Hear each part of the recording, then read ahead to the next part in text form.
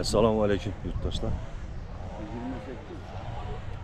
Samarqandda İmam el-Buxoriy mechitine geldim. Yine görsatib o'taman sizlarga.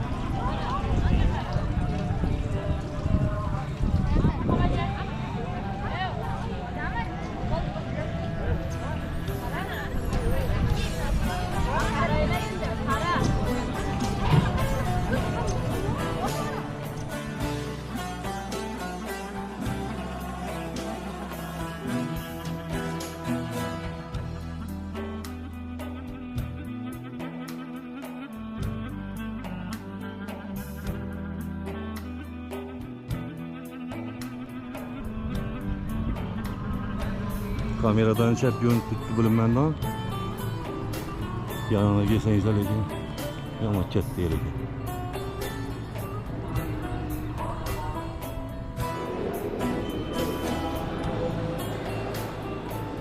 Shuna girib oldik, hozir turnikedan o'tib.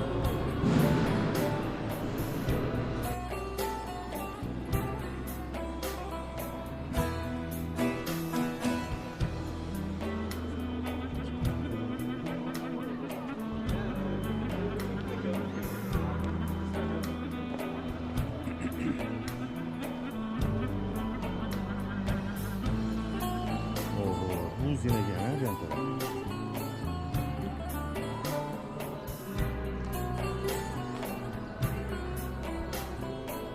Videonun şiroçi kadrat koyayım mı?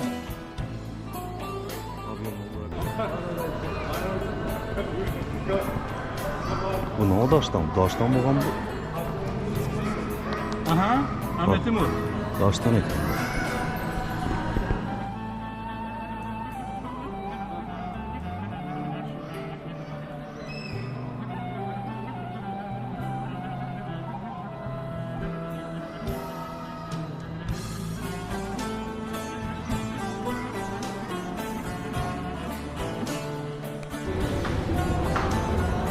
Ağzı muzeyine ötüyatırmış, eskalatorun işler bitti. Hem yer, şunun daştan kurulğana yapıp çıraylar.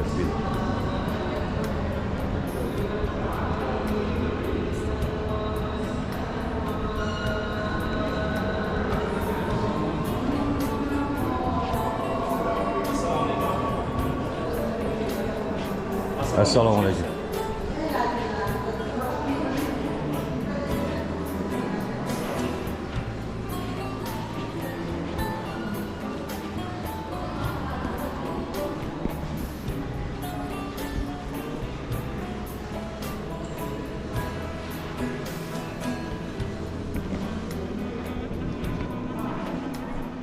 Bu özlerimizin ornament. Mayorka mı? Bizler şunu yapıştırdık. Bir bu lekin travertin bu daş. Şirinski yok. Bunlar oluşu. Yine Ivan Palyarov'un travertin ekan. Bu üstüler lekin muramur ekan. Yukarısı ham muramur. Ağaç o'xshatib yasabdilar lekin.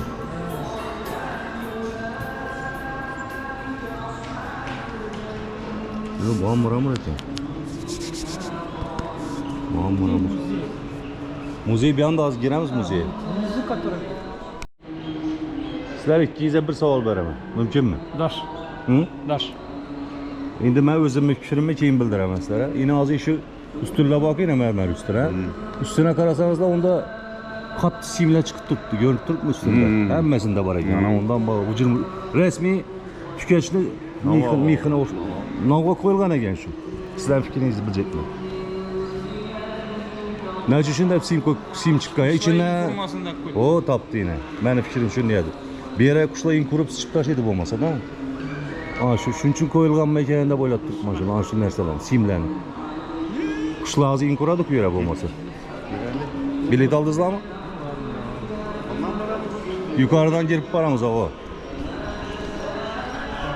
Tepeden giremiz o. Bana biletini gösterip ver Nurullah.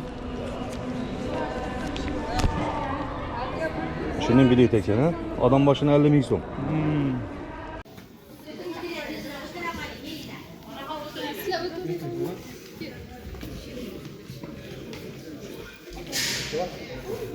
Avvalambor assalomu alaykum, xush kelibsiz mehmonlar. Javob nasib bo'lsin. Men Husanboy. Qo'ldan kelgancha Imom Buxoriy Innovatsiya muzeyi va bog'imizning buyuk hayot ijodidan bahor qudrat sizlarga ma'lumot berishga harakat qilaman. Faqat iltimos hurmatli mehmonlar, rasm olayotganimizda, videoga tushayotganimizda telefonning chiroqlarini yoqmasdan olasiz. Telefon chiroqlarini yoqmaymiz. Yosh mehmonlarga, ya'ni bolalarga ehtiyot qilamiz, ular qiziquvchan va ekspert teginiz keladi. Shuning uchun hurmatli ota-onalar, iltimos bolalarni nazorat qilasiz. Bo'lmasa bismillah deb boshladi. Birinchi e'tiborlaringizni ushbu devor qarashdan so'rayman.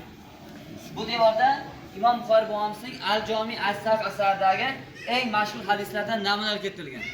Markazga e'tibor bersangiz, oltin harflarda albatta amallar, niyatlarga bog'liq degan hadis sharif o'zbek, arab, ingliz tilida zikr etilgan. Nima uchun? Chunki bu Al-Jomi as-Sahihning birinchi hadisi sharif bo'lgan. Imom Buxoriy bobomiz aynan shu hadis bilan asarni boshlagan. Shuni hurmatli markazda oltin harflarga qo'ygan mehmonlar. Ko'ryapsiz. Bu tasvirga e'tibor beramiz. Tasvirga e'tibor bergan bo'lsangiz, Imom Buxoriy bobomiz qorong'u tunda gulxanning yonida hadis tutmoqda. E'tibor bering, bobomiz yorqin to'liq oy islom tasavvuf ilmida yorqin Muhammad Mustafa sallallohu alayhi vasallamning ramzi axbar bobomiz payg'ambarimiz qolgan meros asosida Allohning ilmi bo'lgan hadisni bitatganini ko'rishingiz mumkin. Marhamat mehmonlar.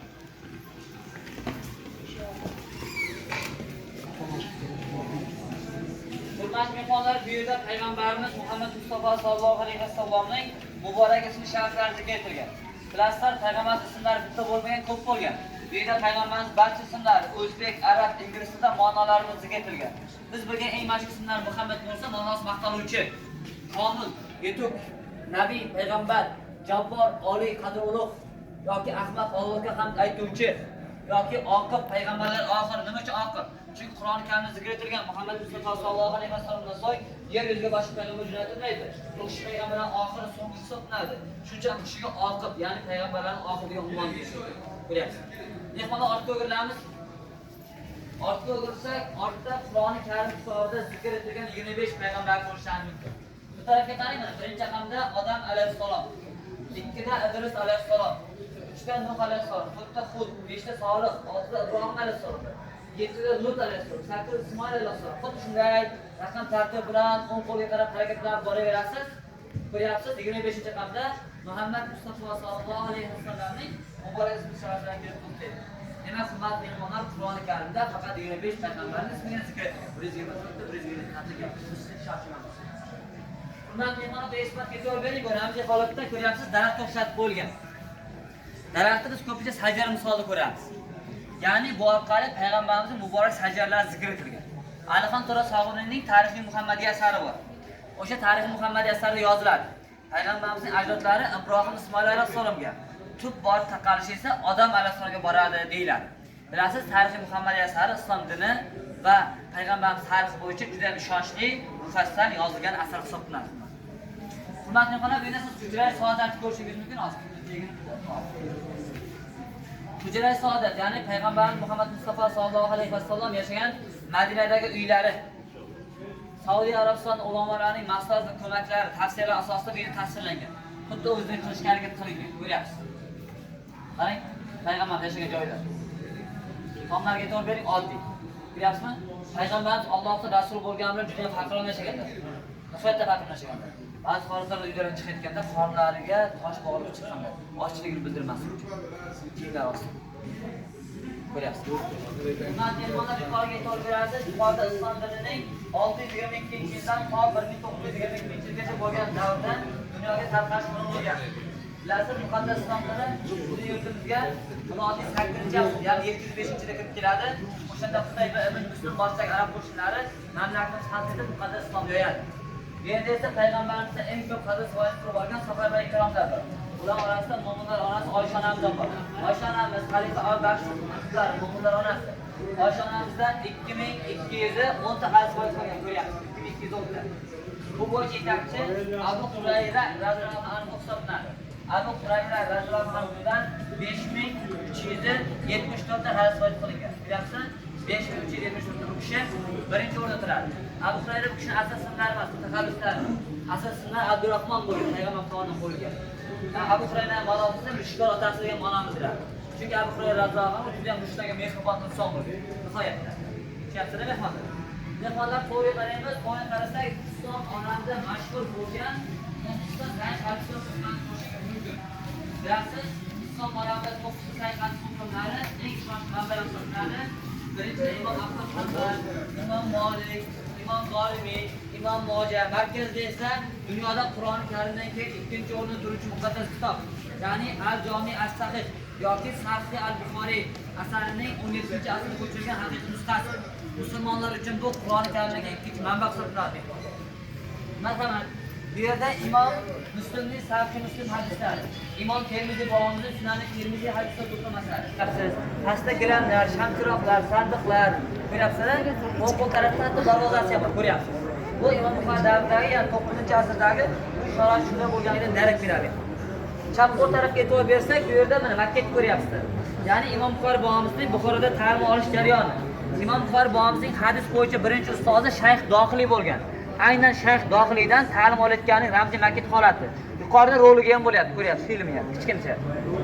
Endi bu tarafga e'tibor bering, mana bu yozuvlarga. Bu yerda imom Buxoriy bobomiz qayerda kimlardan ta'lim olganini ko'rishingiz mumkin. Imom Buxoriy bobomiz Al-Jami as-Sahih ustida 16 yil izlangan bo'lsa, shu 16 yil ichida mehmonlar imom Buxoriy bobomiz 1080 dan ziyod insondan ilm olgan. 1080 dan ziyod inson imom Buxoriyga ustoz bo'lgan. Ko'ryapsiz. İmam Buxoriy bu joyga berilgan sifat. Bobomizning asl ismlari esa Muhammad bo'lgan. Ya'ni payg'ambarning adasi bo'lgan. Otasi ismlari esa Ismoil bo'lgan. Qisqa ismlari Muhammad ibn Ismoil bo'lgan. To'liqulloh Muhammad ibn Ismoil al-Buxoriy bo'lgan. 194-yil Shavvol oyining 13-kunida juma kuni juma namoziga qoladilar. Bu milodiy hisobga aylantirilsa 810-yilning 21-iyul kuniga to'g'ri keladi. İmam Buxoriy boshdan ta'lim Buxoroda olgandan keyin Shopur, Makka, Madina, Bag'dod, Misr kabi shaharlarda ilmiy safarlarni amalga oshiradi. E'tibor bering, Imom Buxoriy bobomiz Buxorodan chiqib safar bir marta tugatishi, qaytish emas. Bir marta borishni o'ziga mehmonlar salkam 14000 kilometr ketgan. Agar siz qaytishdan hisoblaydigan bo'lsangiz, umumiy masofa 30000 kilometr atrofida bo'ladi. Eng qizig'i shuncha masofani bobomiz asosan piyoda bosib o'tgan. Piyoda kamroq yurgan. Nega deb savol bersa, hayvonning haqqi bor deb javob qaytargan. Qani taqvasini tushunasiz. Bu yerda Imom Buxoriy rahimahullohning qaytish yo'nalishi ko'ryapsiz. Termiz, Shofir, Buxoro, Buxoro. Imom Buxoriy 869-yilda Buxoro shahrida qaytib keladi. Buxoro shahri Imom Buxoriy katta to'y tomosha bilan qoladi. Lekin ming afsus, Buxoroning hukmdori Xolid ibn Ahmad uning atrofida ayol va ulamolarning chiqaradi. Bo'xtonlari, tuhmatlar tufayli Imom Buxoriy bobomiz o'z ona shahri Buxoroga chiqmay qoladi. Bu Imom Buxoriy juda ham og'ir o'tgan. O'shanda Imom Buxoriy bobomiz ham ruhan ham jismonan zaiflashib qolgan. Shunday og'ir vaziyatda Imom Buxoriyga samarqandliklar, Samarqand ulamolar maktub yozadi. Maktubda Imom Buxoriy bobomizni Samarqand shahriga ilm berishga taklif etishgandi. Imom Buxoriy buni qabul qiladi va Samarqandga yo'lga chiqadi. Bobomiz yo'lga kelayotganda hozirgi Hartan qishlog'i, ya'ni biz turgan joy, Hartan qishlog'ida qo'noq bo'ladi, mehmon bo'ladi. Chunki bu yerda bobomizning qarindoshlari bo'lgan. Ammo Buxoroda hodisa tufayli ancha zaiflashib qolgan Imom Buxoriy hazratlari bu yerda og'ir betob bo'lib qoladi. 3 oydan ortiga yotib qoladi. Bir necha bor Samarqandga chiqmoqchi bo'lganlar, ammo betob tufayli safarni kechiktirganlar. Natijada Imom Buxoriy hazratlari Hijriy 256-yil Ramazon oyida, Ramazon hayiti bayramidan bir kun oldin juma kuni juma namozidan keyin tug'ilgan bo'lsalar, juma kuni juma namozidan keyin omadlarni topishadilar. Bu milodiy hisobda 870-yilning 31-avgust kuniga to'g'ri kelgan. Imom Buxoriy rahimahulloh 1-sentyabr kuni milodiy hisobda 60 yoshda shu muqaddas joyga dafn etilgan. Ortingizga e'tibor bersangiz, bu yerda Imom Buxoriy bobomizning eng mashhur shogirdlari ko'ryapsiz. Ular orasida eng mashhuri Muhammad Iso at-Termiziy, ya'ni Imom Termiziy bobomiz hisoblanadi. Mehmonlar bu tarafga e'tibor bersak, bu yerda Imom Buxoriy rahimahulloh o'qigan Buxorodagi madrasalari ko'ryapsiz. Hozir ko'rinishi. O'sha kichik maket qolib e'tibor bering, sahifalariga qarang, nimaga kitob kelayapti. Ko'ryapsiz? Bu Qur'on karim asos sahifaga to'planib, mashaqqat mehnatdan iborat keng kitob kelayotgan ramziy. Marhamat.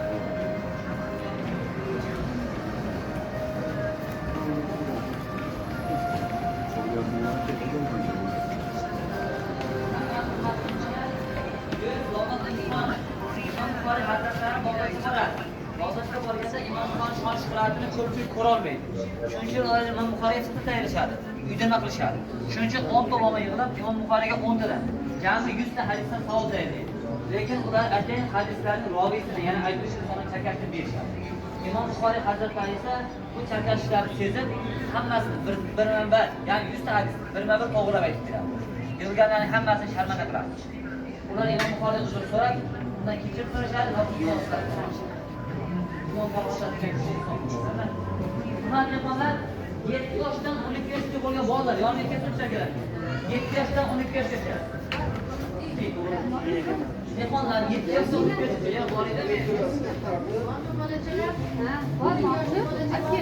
O'tgan o'ray mehmonlar 7 yaşdan 12 yaşga ko'rib qoldilar.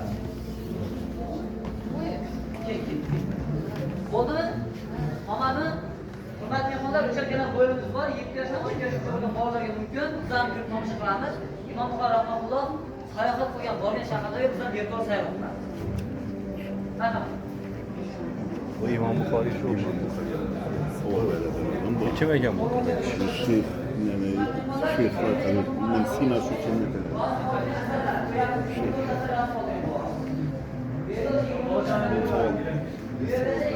Yo'q, savol javob etganlar. To'g'ri. Bular.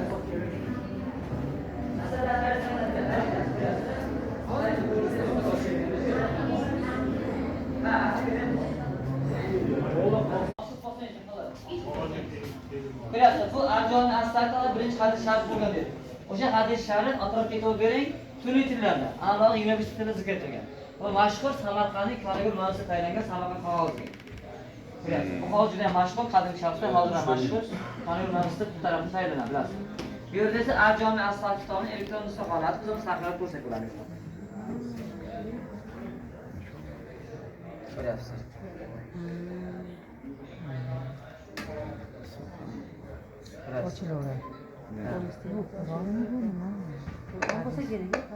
Al-Jami as-Sahih. Al-Jami as-Sahih. Al-Jami as-Sahih. Bilasizlar.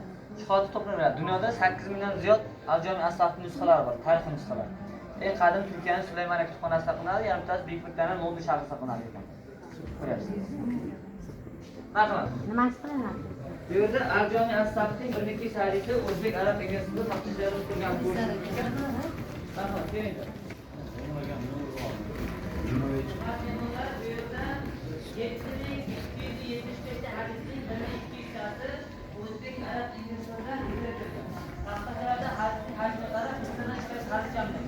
Hamma taxtachani ko'targanimizda undan hadis chiqa boshlaydi. Ko'ryapsizmi? Hadisga qarab ana hozircha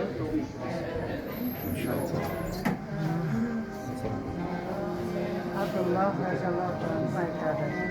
Kasal bo'lib qoldi. Nabiy sallallohu alayhi vasallam. Boshida var diyor. Bak sakatlarga bo'lib qolgan. Muloyim bo'l. Chunki faqat oson. Turkiya rahbari Recep Erdo'g'an marhum muftiy Shayx Muhammad Sodiq Muhammad sifatlari oliy darajada Imom Buxoriy ordeni olgan. Ustozlar Naim Alisher, Usmon Rahmatulloh, Elif Jobir kabi ustozlar esa Imom Buxoriy ordenini olgan insonlar hisoblanadi. Hurmatli mehmonlar, ortga e'tibor beramiz. Bu yerga e'tibor bersak, bu yerda hozir aytgan ordenning asl nusxasi. Yuqoridagisi oliy darajadagi Imom Buxoriy ordeni, pastdagisi Imom Buxoriy ordeni. Prezident tashabbus bilan 2022-yilda ta'sis etilgan sof pullardan og'irligi 850 gram, 750 kilogram. 400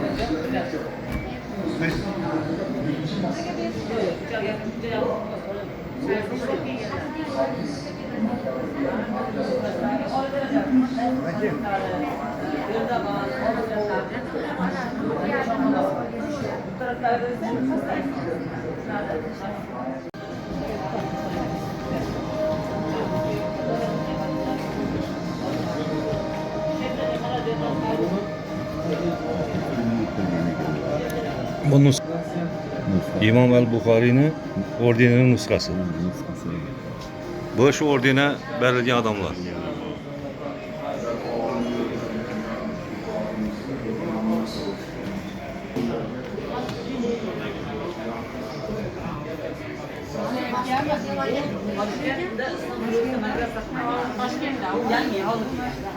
Bo'ldi, chiqib ketamiz. Çıkış şu taraf. Kitapları çıkarsınız, bozuk taraftan çıkarsınız. Ziyorat etdik el-Buxoriyni.